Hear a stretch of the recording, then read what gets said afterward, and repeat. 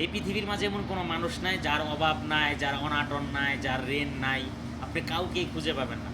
সেও দেখবেন টাকার জন্য ছুটে, নিজের চাহিদার জন্য ছুটে, নিজের বিবি বাচ্চা বউ পোলাপানে ভালো থাকবে সেটার পিছনে ছুটে, কিন্তু সে কখনো ভাবে না যে আমি যত টাকা ইনকাম করি এখান থেকে আমার কিছু টাকা রেখে দিতে হবে।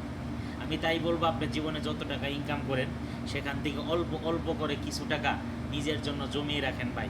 তা না হলে বয়স হলে আপনি যদি ভেবে থাকেন যে আপনার ছেলে মেয়ে আপনাকে পালবে, এটা হচ্ছে ভুল ধারণা।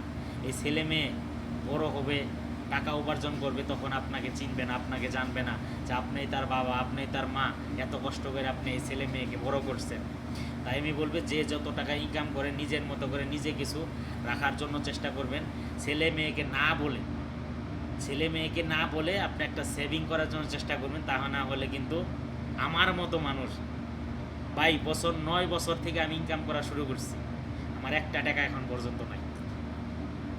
একটা টাকা আমার এখন পর্যন্ত নাই, শুধু রেন রেন রেন। মানুষকে দেও, মানুষের চাহিদার কোনো শেষ নেই।